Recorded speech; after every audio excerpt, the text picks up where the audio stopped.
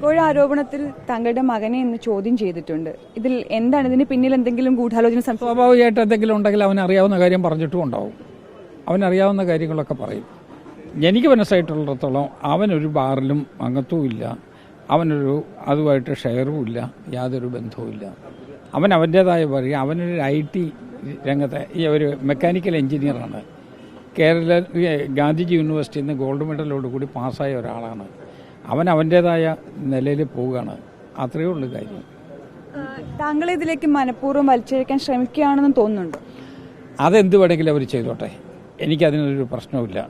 പക്ഷേ ഞാൻ ചോദിക്കുന്ന ബാർക്കോഴ പ്രശ്നത്തിനകത്ത് ശബ്ദരേഖ പുറത്തുവിട്ട അനിമോനുമായിട്ട് അടുത്ത ബന്ധമുള്ള ആളുകൾ ആരെങ്കിലും മാർക്സിസ്റ്റ് പാർട്ടിയിലുണ്ടോ?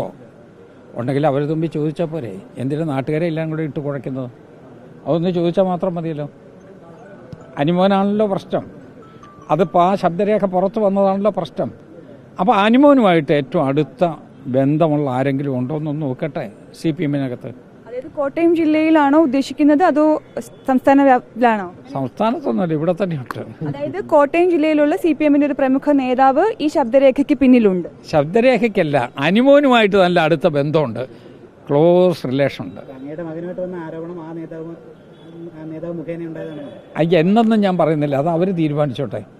അതിപ്പോൾ അത് അവിടെ കൊണ്ടൊക്കെ അത് തീരുമല്ലോ. നമുക്ക് വേറെ അതിനപ്പുറത്തോട്ടൊന്നും പോകുന്നില്ല. ഇതുപോലുള്ള ഒരു കുബുദ്ധികൾ ഒരു നടപടി എടുത്ത് പോകുമ്പോൾ സ്വാഭാവികമായിട്ടും യാഥാർത്ഥ്യങ്ങൾ പുറത്തു വരും എന്നുള്ള സത്യം അവരും കൂടെ അറിയണ്ടേ.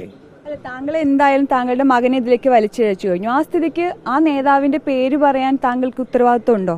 ഇല്ല, എൻ്റെ ഒരു മാന്യതയുണ്ട്. ഇത് രണ്ടും രണ്ട് ഫേസ്, സിലബസ് രണ്ടാണ്, സ്കൂൾ രണ്ടാണ്. അതുകൊണ്ട് നമുക്ക് നമ്മളുടേതായ നമ്മൾ പഠിച്ചതിലേ നമുക്ക് ചെയ്യാൻ പറ്റൂ. അതുകൊണ്ട് അത് നമ്മളതൊന്നും പറയുന്നില്ല.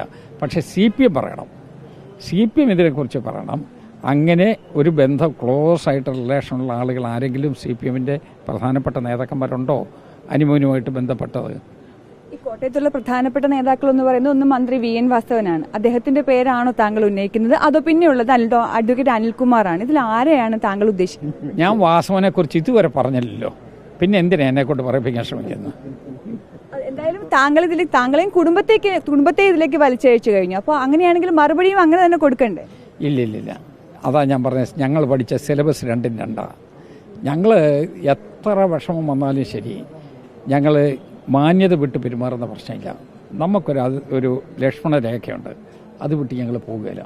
അതിനകത്ത് നിന്നുകൊണ്ട് പറയാനുള്ള പൊളിറ്റിക്സ് പറയും, അതേ ഉള്ളൂ. എന്തുകൊണ്ടായിരിക്കും താങ്കളെയും മകനെയും ഇതിലേക്ക് വലിച്ചഴിക്കുന്നതിന് പിന്നിലെന്നാണ് കരുതുന്നത്? അത് അവരോട് ചോദിക്കൂ. രാഷ്ട്രീയമായി എന്തെങ്കിലും പകപോക്കലാണ്?